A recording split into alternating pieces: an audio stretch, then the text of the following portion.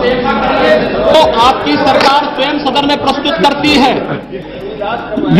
ये ठीक नहीं है। आखिर इस हाउस को चलाना है, सबको मिल के चलाना है। बात तो सही है। किसी एक पर तो जिम्मेवारी नहीं है। नमस्कार दोस्तों, इस वीडियो में आप देखेंगे कि मोदी को प्रधानमंत्री बनने से पहले यानी 14 साल पहले सदन में विपक्ष कैसे अपनी बात बिना डरे रखता था। दरअसल आपको बता दें कि इस वीडियो में उस वक्त योगी आदित्यनाथ सदन में 4 मार्च 2010 को नक्सलवाद पर बोल रहे थे, जिसके चेयरपर्सन थे इंदर सिंह रामधाने, जो कितनी शालीनता से यूपी के सीएम योगी आदित्यनाथ को समझाने की कोशिश कर रहे हैं। ये ठीक नहीं है। आखिर इस हाउस को चलाना है, सबको मिल के चलाना है। तो योगी जी की तरफ देख रहा था, हमने उनको देखा ही नहीं, वो खड़े होंगे तो मैं क्या करूं। आइए देखते हैं। तो आपकी सरकार स्वयं सदन में प्रस्तुत करती है। ये ठीक नहीं है। आखिर इस हाउस को चलाना है, सबको मिल के चलाना है। किसी एक पर तो जिम्मेवारी नहीं है। अरे मैम, चेयर को तो एडजस्ट कर रहे हैं, मैं तो उधर देख ही नहीं रहा हूं। मैं तो उधर चेयर को ही देख करके बोल रहा हूं। मैं आपको भी नहीं देख रहा हूं, उनको भी नहीं देख रहा हूं। चेयर हाँ। असल में मैं तो योगी जी की तरफ देख रहा था, हमने उनको देखा ही नहीं, वो खड़े होंगे तो मैं क्या करूं। आप कंक्लूड कीजिए योगी जी। हम तो नारायण अभी 12 मिनट हो गए। 12 मिनट 10 मिनट हुए हैं। 10 मिनट में 5 मिनट इन्होंने डिस्टर्ब किया है। नहीं 1 मिनट देखिए, आपने 5 मिनट डिस्टर्ब कर दिया उनको। अब मत कीजिएगा। हाँ चलिए। महोदय, ये नक्सलवाद की बात कर रहा था। पूरा देश आज नक्सलवाद की चपेट में है और तेजी के साथ वो फैलता जा रहा है। सरकार के पास आज भी कोई स्पष्ट रणनीति नहीं है।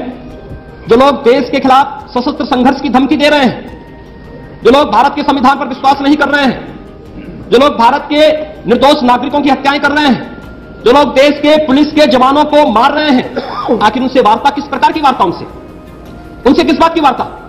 बिना शर्त अगर वे बातचीत करते हैं हथियार डाल करके और फिर भारत के संविधान पर विश्वास करने की बात करके इस प्रकार का आश्वासन देते हैं तो वार्ता होनी चाहिए।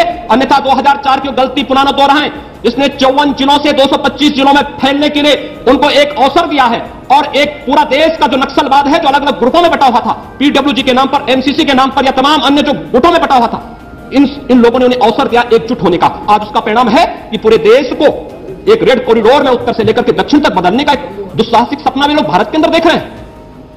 निश्चित ही उन्हें सत्ता से संरक्षण प्राप्त हुआ है। सत्ता के कुछ घटक दलों ने और सत्ताधारी दलों ने उन्हें प्रश्रय दिया है, अन्यथा इतना दुस्साहसिक तरीके से तेजी के साथ 6 वर्षों में 54 जिलों से 225 जिलों में नक्सलवाद नहीं फैल सकता था। महोदय, मुझे याद है 2003 में उल्फा की कमर तोड़ करके रख दी थी एनडीए सरकार ने असम के अंदर। भूटान की सरकार ने भूटान के अंदर उसका सफाया कर दिया था और बांग्लादेश के अंदर बर्मा को मजबूर कर दिया था कि उल्फा को ठिकाने नहीं बनाने दिया जाएगा उन देशों की धरती पर। आज उल्फा ने पुनः सिर उठाना प्रारंभ किया है। आज वह हिंदी भाषियों की हत्या असम के अंदर करवाता है। यह सरकार मौन है। हिंदी भाषी मारा जाता है, यह सरकार उस पर कुछ भी नहीं बोलती है। यह सरकार मौन होती है। क्षेत्रीयता की भावना इस देश के अंदर भड़काने में, वोट बैंक की राजनीति इस देश को चाहे वह क्षेत्रीयता की भावनाओं को भड़काने के लिए और चाहे नक्सलवाद को वोट बैंक के रूप में प्रयोग करके अलगाववादी और उग्रवादी तत्वों को वोट बैंक के रूप में देखने का जो नजरिया है, उससे महोदय किसी पार्टी को भले लाभ हुआ हो, लेकिन अंततः इस राष्ट्र की पूर्ण क्षति हो रही है। राष्ट्रीय एकता अखंडता को उससे चोट पहुंच रही है। निर्दोष नागरिक मारे जा रहे हैं। सुरक्षा बलों का मनोबल टूट रहा है। सरकार कम से कम जो सरकार ने घोषणाएं की हैं इस अभिभाषण में, मुझे लगता है कि कोई स्पष्ट रणनीति नक्सलवाद के प्रति नहीं, पूर्वोत्तर के अलगाववाद के लिए भी उनके पास कोई भी इस प्रकार का वक्तव्य नहीं कि जिसको वह इसके माध्यम से व्यक्त कर सकें।